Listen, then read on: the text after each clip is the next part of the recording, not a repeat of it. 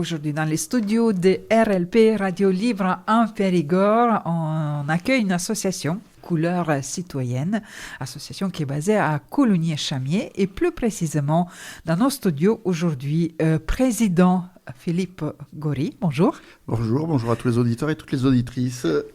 Arnaud Audrix, secrétaire de cette association. Bonjour. Bonjour à tous les auditeurs, auditrices et à tous les amis du bout des ondes. Et Claudine qui est là, mais qui va faire les photos, le travail de communication et aussi travail de trésorière. Claudine Audrix depuis qui est hors micro, mais dans nos studios. On a eu déjà une émission il y a un petit moment avec votre association, mais là peut-être vous pourrez rappeler l'historique de création de cette association, pourquoi et comment Couleur Citoyenne sont nées. Philippe Gory, président. Donc, Couleur Citoyenne est une ancienne association. Elle commence à dater un petit peu sur la commune. Elle avait été créée en 2019-2020. Mais après les élections 2020, c'était endormi. Et avec Arnaud et Claudine, nous avons décidé de réveiller, de refaire venir la population autour de nous pour qu'ils viennent parler de la commune, puisque le but de cette association, Couleur Citoyenne, est de faire parler les habitants, les Coulommiérois, les Coulommiéroises sur leur commune, sur leur quotidien. Donc, depuis avril 2024, nous avons remis en place cette association et après 12 réunions publiques, 12 rencontres publiques, nous avons décidé de livrer un petit document, un petit recueil coulommiérois de toutes les idées citoyennes que nous avons pu échanger au cours de ces rencontres publiques. C'est ambitieux, réunir les citoyens, organiser ces rencontres au moins une fois par mois, faire parler les personnes et en même temps faire valoir toutes ces idées qui sont nées pendant ces rencontres. Peut-être quelques mots, comment ça s'est passé, ces réunions publiques. Vous, Arnaud, pouvez nous décrire un petit peu comment vous avez vécu ces moments de réunions, de rencontres. Alors, pour faire venir les Coulommiérois, déjà, il y avait la notion de... on les fait venir, oui, mais pourquoi ? Les faire parler, c'est très intéressant, mais les faire parler sur quoi ? Sur leurs envies ?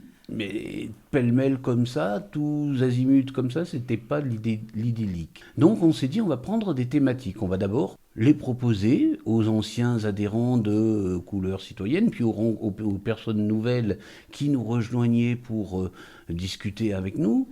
Alors on leur proposait différentes thématiques, que ce soit les déchets, que ce soit la vie citoyenne, que ce soit les associations, les cultures, etc. On leur proposait une liste et ils choisissaient le thème. Et par le retour de mail, donc là c'était première base de préparation, on construisait un thème. On partait sur l'idée, ces rencontres publiques, elles doivent donner la parole. Donc qu'est-ce qu'on va faire ? Est-ce qu'on prend un intervenant qui va blablater pendant 1 heure, les citoyens après ils ont 20 minutes pour reposer leurs questions ? Non. C'est pas de la démocratie participative, c'est pas l'idée de service. Donc, on partait sur 5-6 minutes de présentation générale et on leur disait, regardez tout simplement la commune, dites-nous ce que vous connaissez de la commune sur le thème en question, puis proposez des idées, on va réfléchir, on va essayer d'inventer. Pour certaines, on s'est basé même sur des phrases de chansons. Au tout début, on me souvient c'est ça ce qui m'avait marqué, mais qu'on se basait sur des phrases de chansons. Par exemple, on avait pris une phrase d'MC Solar, je suis passé pour être présent dans ton futur. Tiens, une thématique pour montrer la relation entre les générations. Je suis passé là pour être présent aujourd'hui, dans ton futur, qu'est-ce qu'on va proposer ? Puis, au fur et à mesure, on a eu une autre phrase comme ça qui nous est arrivée, une phrase de Gaëtan Roussel, compositeur-interprète, il avait fait pour Vanessa Paradis, la chanson Il y a. De ce texte, j'avais retiré une petite phrase. C'est le refrain de cette chanson qui dit « Parfois, on regarde les choses telles qu'elles sont en se demandant pourquoi. Parfois, on les regarde telles qu'elles pourraient être en se disant pourquoi pas. » Et bien, c'est en fait ce qui se passait dans nos rencontres de Couleur Citoyenne. On regardait les choses, donc Coulommiers-Chamiers, telles qu'elles étaient, et on se disait, pourquoi on en est arrivé là ? Comment on en est arrivé là ? Et on les regardait ensuite, les différents aspects de Coulommiers-Chamiers sur la thématique proposée, par exemple les cultures, par exemple la vie démocratique à Coulommiers-Chamiers, et on se disait, mais pourquoi on n'inventerait pas? Pourquoi on ne créerait pas? Pourquoi on ne remettrait pas ça au goût du jour? Pourquoi on ne reprendrait pas différentes idées? Et les habitants qui venaient nous disaient, attends, moi je penserais plutôt ça. Bah non, moi je penserais plutôt à ça. Bah pourquoi non? Oui, on pense tous, vous pensez tous, vous avez tous des idées. Oui, toutes les idées sont... j'imagine que ça devait être... parfois, ça peut paraître étrange et pas vraiment bienvenu. Comment vous avez fait sélection ensuite de toutes ces idées?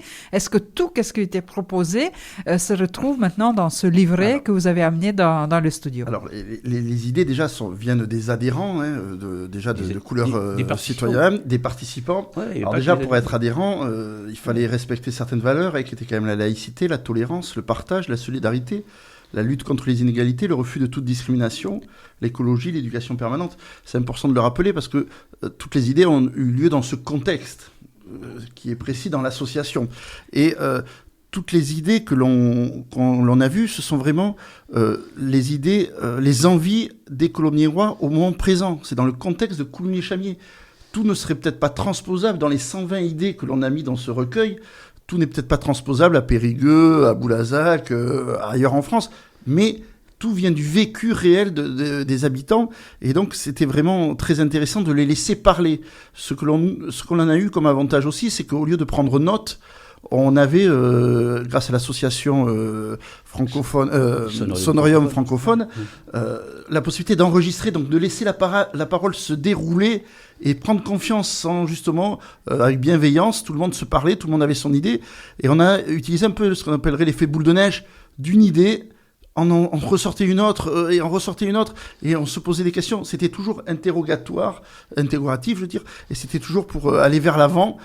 Donc c'est pour ça qu'on a des idées. Alors le mot idée, on a même eu, on va dire, les utopies. C'est ça qui. Et je pense que dans la vie d'une commune, avoir des utopies, c'est aussi très agréable parce que ça permet vraiment de se projeter dans le futur. Et on a laissé la parole aussi à tous ce qu'on a appelé les oubliés. Et là, on reprendrait les oubliés de Gauvin-Cers, qui nous a servi pour la dernière thématique ballet au mois de novembre. C'est vraiment toute cette population qui n'ose pas parler. Et vraiment, ça a été quelque chose de très satisfaisant, ça, cette possibilité on se connaît, mais est-ce qu'on a vraiment parlé des choses comme de la voirie ensemble? Est-ce qu'on a parlé de la relation aux seniors? Est-ce qu'on a parlé du handicap sous toutes ses formes? Donc, on a vraiment une richesse d'intervention. On a des résumés de tous les ateliers, de toutes les rencontres. On les a mises en ligne, quasiment grâce à Sonorium. On les a mises en ligne sur notre site internet. Alors, on va préciser, les enregistrements qui étaient faits des rencontres permettaient, on ne met pas les enregistrements audio en ligne. On a mis, parce que pour des questions simplement de qualité de son quelquefois aussi, ces enregistrements, on les a écoutés et on les a retranscrits en un compte-rendu. C'est ce compte-rendu écrit qui, sous les thématiques, apparaît sur le site internet. Alors, il en reste encore quelques-unes à mettre en ligne parce qu'on doit les vérifier au niveau du texte, que la formulation soit correcte, que l'orthographe soit correcte, que la présentation ne soit pas trop lourde. Mais ce sont des longs textes de 10, de 8 pages, 12, 15, 5, selon tout ce qui fut dit dans la rencontre. Et de ces textes, il y a un petit résumé en fin de texte qui rassemble les propositions, toutes les propositions, qu'elles aient déjà été dites ou pas. Et une fois qu'on a rassemblé les propositions de chaque thème, on les a donc recueillies et reproduites sur un seul et même document, en faisant en sorte qu'il n'y ait pas 14 fois la même proposition. Je vais prendre un exemple très simple. Dans chaque thématique, ou presque, on a entendu des propositions ou lues, parce qu'il y avait les participants aussi par mail. Il y avait des personnes qui envoyaient des mails avant la rencontre et qui nous disaient « Ah, j'aimerais bien qu'on puisse mettre en avant telle idée ». Alors l'idée, par exemple, c'est les commissions extra-municipales pour discuter, pour permettre d'avoir le lien avec la mairie en tant que citoyen, en tant qu'habitant. Ah ben, très bien.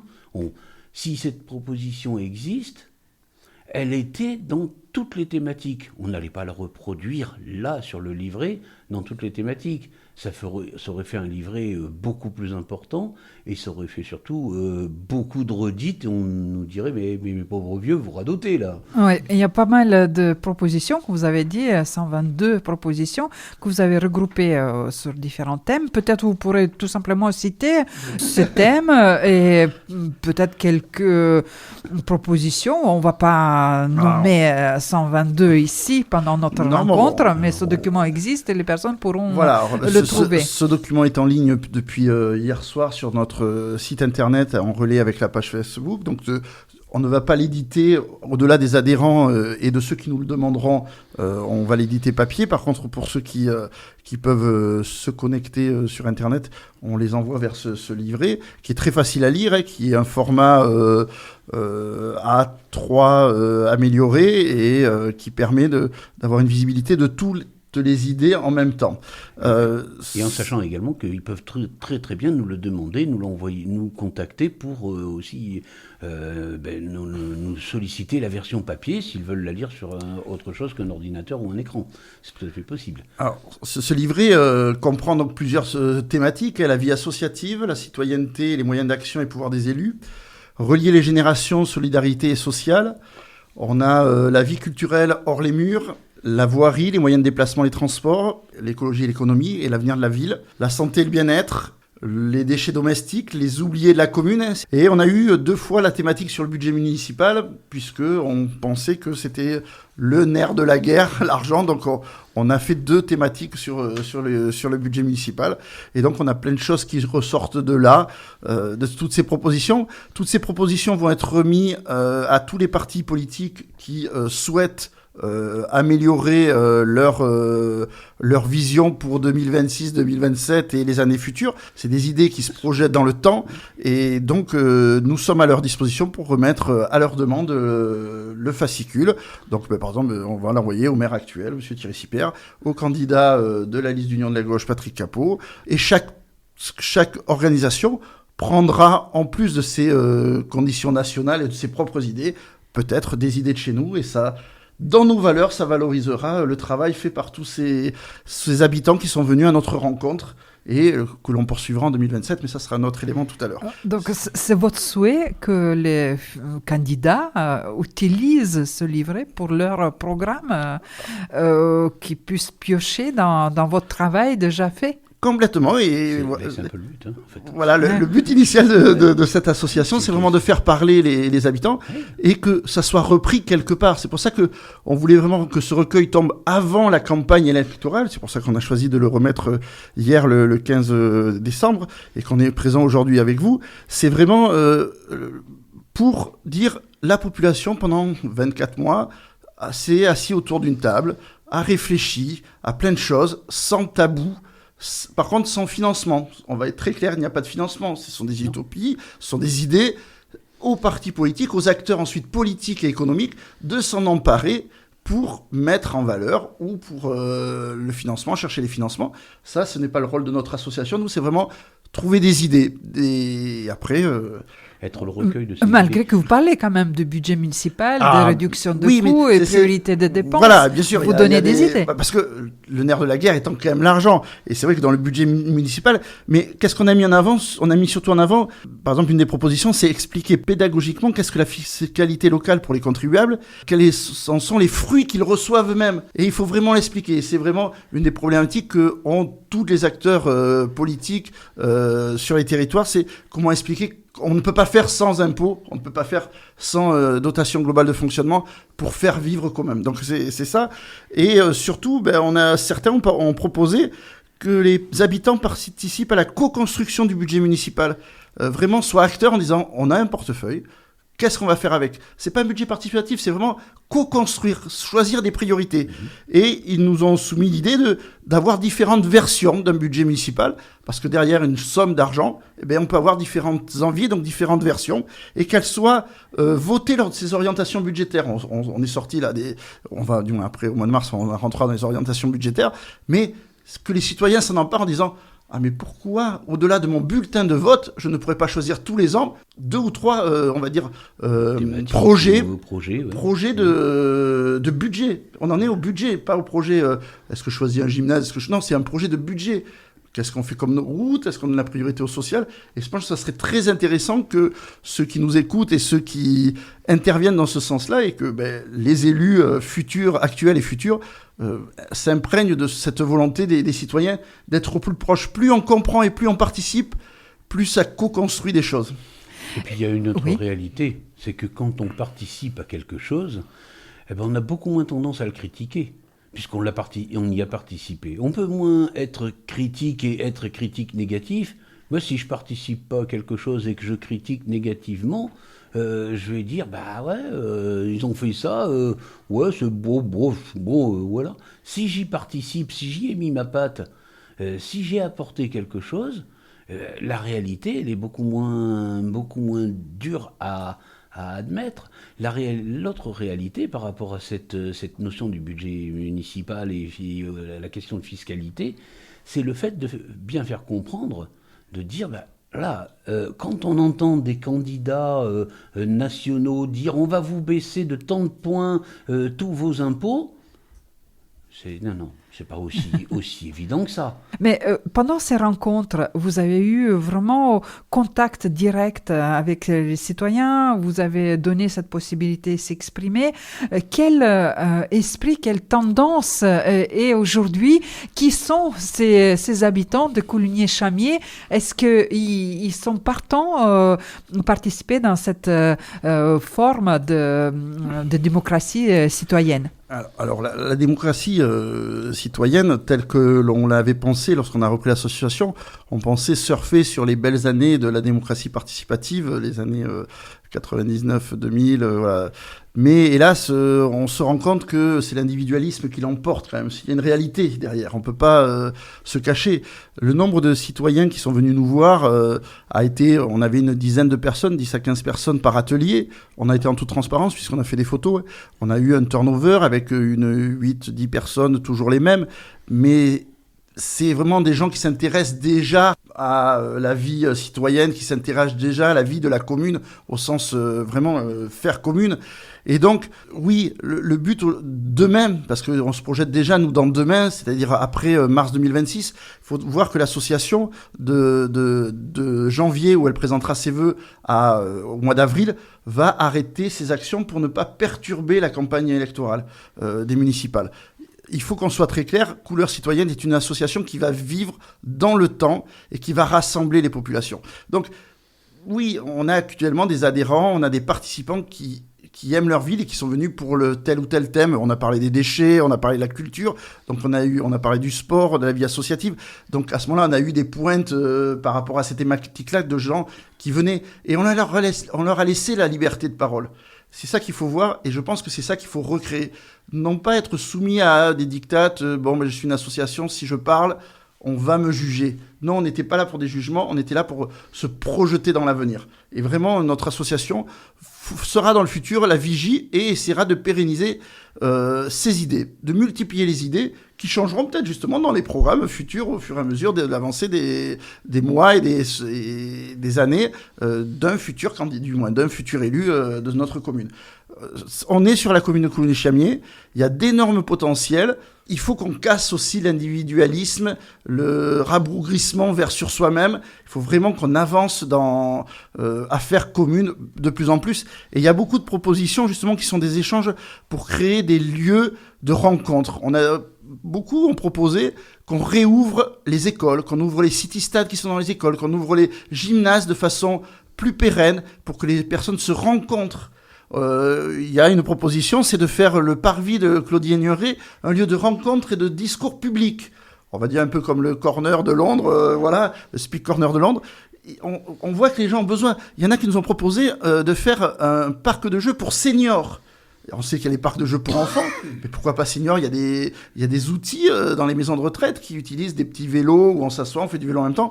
Mais voilà, on voit bien que ça pourrait être... Il y a des besoins de communication, de rencontres intergénérationnelles.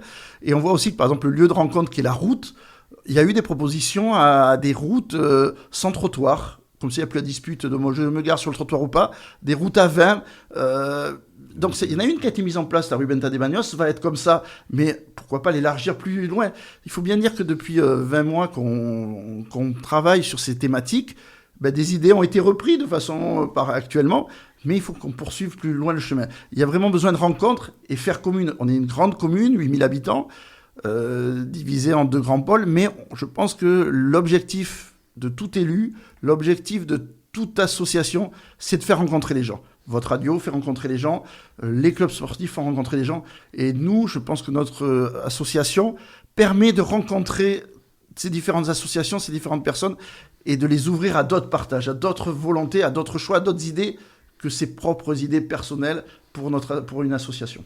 Votre volonté, arrêter vos activités pendant cette élection municipale, c'est parce que vous ne voulez pas que vos idées personnelles soient confondues avec les idées de l'association ? C'est tout à fait ça, puisqu'en fait, malheureusement, comme dans le passé, nous avons eu un lien plus ou moins proche avec la politique politicienne et l'associatif, certains avaient gardé ces idées. Ça a été très difficile au fur et à mesure des rencontres de 2024 et 2025, leur faire comprendre que l'association était une association et pas une liste politique, pas un parti politique. Donc, pour compléter cette évidence et pour surtout éviter, comme vous venez de le dire, la confusion, on a choisi effectivement de laisser la place au temps politicien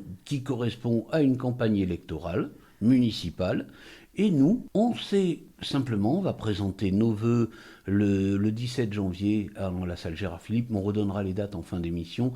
On va donc présenter nos vœux, faire notre assemblée générale, ouvrant la possibilité qu'après le temps électif, au mois d'avril, on reprenne des rencontres régulières, alors mensuelles, bimensuelles, bimestrielles, toutes les minutes, on ne sait pas encore. Donc, quels que soient les résultats des élections municipales, votre association va continuer. Tout à fait. Ah, c'est le but. Ça, on est très clair dessus. Quels que soient les vainqueurs du mois de mars, nous continuerons et nous ferons des rencontres régulières. Et nous publierons, si on peut, régulièrement, tous les ans, un recueil des idées que l'on donnera donc du coup aux partis, aux représentants municipaux, à tous les conseillers municipaux qui seront élus à ce moment-là, que ça soit en bien ou en mal, parce que il y aura des élections et il faut que chacun puisse savoir que une fois qu'on est élu, tout n'est pas fini avec le contact des citoyens et que l'argent, les choix doivent impliquer le quotidien des citoyens et pour mieux réfléchir. Plus on réfléchira, moins l'obscurantisme, parce que là par contre c'est une chose qui nous tient à cœur, on affronte l'obscurantisme et on veut surtout pas que les idées diffusées dans certains médias et sous certaines la face cachée rejaillissent. On veut vraiment que les citoyens s'en emparent. Le principe, c'est pour ça qu'on veut diffuser ce livret au plus de monde possible et qu'il y a pas mal de points d'interrogation quand même dans notre livret. On ne conclut pas. Il peut même y avoir dans les mêmes, sur par exemple le SMD3, sur les déchets, il peut y avoir plusieurs thématiques. On a laissé ces thématiques parce que chacun doit réfléchir et se dire « Ah, il y a celui-là, une idée. Ah, je ne l'avais pas vu comme ça. » Et c'est le but de notre association, c'est de faire réfléchir chacun et de se dire « Ah, je ne suis pas borné. » C'est le cas de dire pour une SMD3, mais je vais avancer et faire des choix sur les choses. Et si je peux me permettre de rajouter quelques points, sur la vie associative, par exemple, il y en a qui demandent... par exemple, on a défini le rôle, on a beaucoup parlé de la sécurité de la police municipale. Quel est son rôle ? On voit bien que c'est transverse. Le rôle d'une police municipale, ça peut être la répression, telle qu'un certain Retailleau l'avait mise en place, mais ça peut être aussi de la proximité. Utiliser ses compétences pour aller voir les gens, pour les accueillir, c'est avoir de la prévention. Et tout ça, c'est à réfléchir. Je veux dire, le donneur d'ordre pour une police municipale, c'est le maire, c'est son conseil municipal. Donc le choix par la population de savoir, de rendre compte qu'est-ce que fait la police municipale, il n'y a pas que les PV, il y a aussi co-construire avec la police municipale les choix sur ce qu'on souhaite, comment elle agisse sur le territoire. Je regarde votre livret, il n'y a pas de sous-thème sécurité chez vous. Ah, mais non, parce que il faut savoir déjà que les derniers sondages montrent que la sécurité n'est plus si prioritaire que ça. C'est pour ça que c'est assez... Et c'est ressorti dans nos débats. Les personnes s'occupent plus de la sécurité, c'est la voirie. Mais quand tout à l'heure on a parlé des zones 30, 20, sans trottoir, il n'y a plus de problème de sécurité. Quand on parle de médiateurs, quand on parle de relations, de centres ouverts, moins on se fermera, plus on s'ouvrira sur l'autre, plus ça permettra de créer des conditions. Bien sûr qu'on n'est pas non plus utopiste, on sait qu'il y a de la violence, il y a des choses comme ça, mais c'est à nous et c'est à faire société, une société apaisée. Et je pense que le rôle de ces rencontres est vraiment de faire rencontrer des gens qui n'ont pas tout à fait des fois la même idée au départ. En se quittant, peut-être il y a quelques infos à transmettre, surtout la date de vœux début janvier, les informations pratiques, comment on trouve votre livret recueil de Colomiers Roy, et des pratiques, comment on peut vous contacter si on veut rejoindre l'association. Alors pour le livret, pour le trouver, donc on a dit qu'il y avait le site internet de l'association sur lequel on peut non seulement aller télécharger gratuitement, mais on peut aussi déposer à l'aide d'un formulaire des souhaits, des vœux, des envies, pourquoi pas sur différentes thématiques proposées ou à discuter. Donc pour le site internet, je vais essayer de me remémorer l'adresse parce qu'elle est un peu compliquée. Je crois qu'elle est écrite sur le... Couleur citoyenne, déjà ça commence comme ça. Ça c'est déjà une bonne nouvelle. 24660.jimdosite.com. Donc il y a l'email de Couleur citoyenne en passant par le site internet, effectivement le formulaire et il y a l'adresse email. Sinon effectivement il y a les numéros de téléphone du président et du secrétaire qui sont mis à disposition aussi pour des informations complémentaires pour demander justement ce livret en version papier. Alors on va être tout à fait honnête, on a un regret. On a un regret pour l'instant parce que l'association, par manque de moyens financiers tout simplement, ne peut pas encore réaliser les versions adaptées pour les personnes empêchées de lire. C'est-à-dire les personnes donc, qui sont en situation de handicap psychique. L'écriture simplifiée n'a pas encore été programmée, n'a pas encore été mise en place pour ce livret, de faire des exemplaires spécifiques pour cela, des exemplaires braille pour les personnes déficientes visuelles, non-voyantes ou en caractère agrandi, voire en audio pour les personnes malvoyantes. Ça n'a pas encore été mis en place. C'est en projet, mais vous savez que les projets, quelquefois... Là, par contre, c'est pas une question de réflexion sur le projet. C'est une question de moyens financiers sur le projet. Donc, on est devant cette réalité. Pour donner une réalité concrète, le livret, actuellement, il a été fait de manière totalement bénévole, intégralement bénévole. Les seuls frais que l'association a mis en place, ça c'est, je prends le rôle de la trésorière, je me permets la trésorière de l'association, on dirait, les seuls frais qui ont été mis en place pour le livret, c'est le papier et l'encre. Voilà, mais pour ça, les adhérents et ceux qui veulent rejoindre votre association pourront questionner vous concrètement pendant votre assemblée générale qui aura lieu samedi 17 janvier à 10h30 dans la salle Gérard Philippe, n'est-ce pas? C'est ça. En fait, il va y avoir deux temps. Il va y avoir le temps de l'assemblée générale proprement parlée, et comme on est en janvier, c'est le mois des vœux, donc on fera un tour de table des vœux des uns et des autres sur le plan local, sur le plan national, s'ils le souhaitent. On rappellera évidemment que le mois de janvier, c'est le mois des vœux, pas celui des miracles. Mais toutes les utopies et les idées parfois qui paraissent étranges se réalisent, n'est-ce pas? Et qu'est-ce qu'on va souhaiter que votre travail que vous avez fait sur le terrain avec les citoyens, toutes ces idées que vous avez collectées, réunies et publiées, qu'elles puissent être reprises et réalisées. Tout à fait, c'est cela. On attend de nos candidats, de la population de s'emparer de ces idées et de les améliorer encore plus et de rêver. Le silo, par exemple, était un rêve, il est devenu réalité. La sauvegarde de votre radio est une nécessité et on rêve d'avoir une radio locale toujours présente sur... et donc c'est pour ça qu'on soutient tout ce genre de choses. Après, il va falloir se lever les coudes et essayer d'avoir les choses pour les financer. On pourrait avoir une petite formule, si on voulait, à la limite, pour résumer cet aspect-là, c'est de dire, ce sont les colonirois qui ont proposé. Nous, Coulure citoyenne, on a recueilli. Les élus, actuels et futurs, décideront, et pourquoi pas par des votations citoyennes, histoire de rendre au peuple leurs idées à exprimer à nouveau pour voter, pour faire quelque chose et construire un avenir. Merci pour ce résumé. Merci à vous trois, à vous Philippe Gori, président de Couleur citoyenne, Arnaud Audrix, secrétaire, et Claudine Audrix Dupuis, qui est là aussi, malgré qu'elle n'a pas parlé. Merci beaucoup. Merci beaucoup. Merci et longue vie pour votre association et vos idées. Merci.